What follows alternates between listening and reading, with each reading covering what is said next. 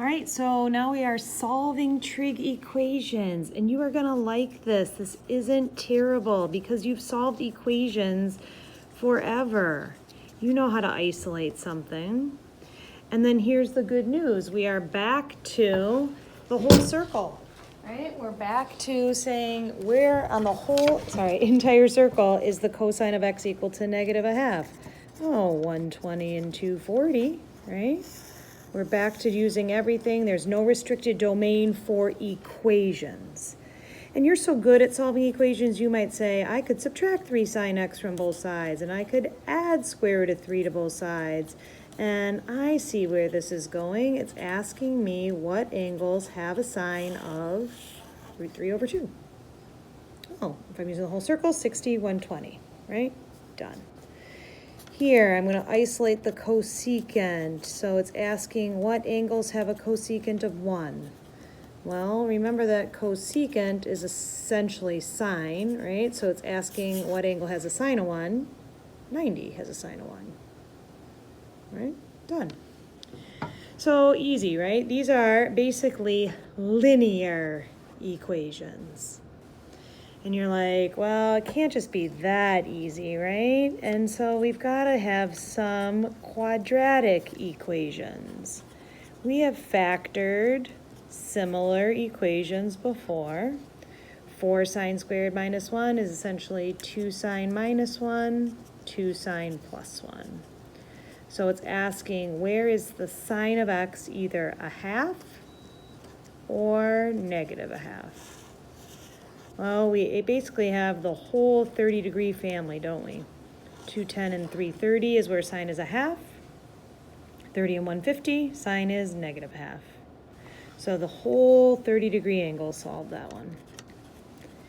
Here, if I subtract 1 from both sides, divide both sides by negative, secant squared equals 4. So here, because I don't have an x term, I can really just take the square root of both sides and think, when is secant plus or minus 2? Well, secant is 1 over cos, so wherever secants are 2, that means the cosine is a half. And since it's doing positive a half and negative a half, I essentially have the whole entire 60-degree family, 60, 120, 240, 300, using the whole circle. Another one, another squared one, tangent squared equals tangent. Now, sometimes I just drop off the x, right? Because it gets kind of a lot writing it down, so I'll add it back in later. But I just simplified it by subtracting tan from both sides. Tan squared minus tan equals 0. Factoring out a tan. And now I can add that tan x back in. So when is tangent 0? Well, that's going to be wherever sine is 0, which is 0, 183, 60. And where is tangent 1? That would be 45. And then also in the third quadrant, 225, because negative over negative is positive. So far, so good? Cool, half done. This one here, cos squared plus 2 cos minus 3. This can factor 2, cos plus 3, cos minus 1. And again, I mean, I could have the x, but sometimes I just drop it off, make it a little easier. And now I'm going to get kind of a present here. Let's see. When is cos equal to negative 3? Never. There is no angle that has a cos of negative 3. All cosines are really between 1 and negative 1. There are angles, the only angle that has a cosine of 1 is either a 0 or a 360, and we write them both. The next one has a common factor of cosine, so I'm going to factor that out, and then I'm left with tan minus 1. So I have cos of x equals 0, or tan of x equals 1. Well, cos is 0, isn't that at 90 and 270? And isn't tan 1 again at 45 and 225? And you can see that the better you know your unit circle, the better you're able to finalize it out, right?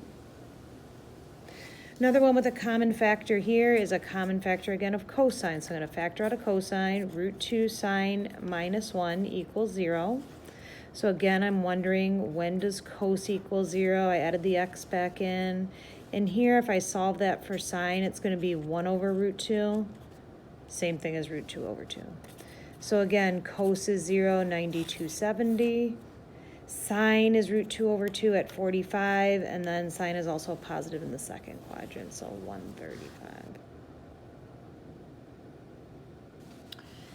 Here, okay, so this last row, these two are a little bit unique. I'm going to do number 11 actually first. I'm going to add sine to both sides and say cos equals sine.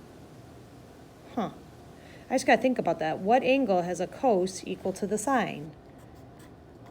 Ta-da! 45, 225, the cos is equal to the sine on both of those, right? Root 2 over 2's or negative root 2 over 2's.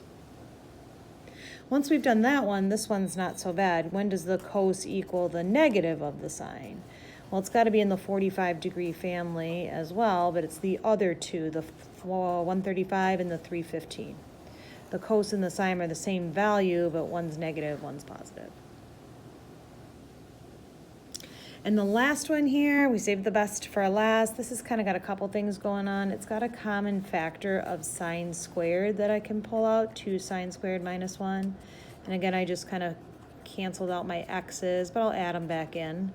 And here, when I solve that one, I get sine squared x equals a half. Sine squared is 0, essentially whenever sine is 0, and sine is 0 again at 0, 180, 360.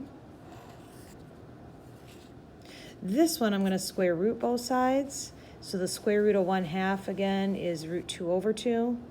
But since I did the square root, I got to do both of them, plus or minus. So it's going to be my whole entire 45 family. 45, 135, 225, and 315. Yikes, 315. Ta-da, 315. So there you have it, solving trig equations using the whole circle, no restricted domain.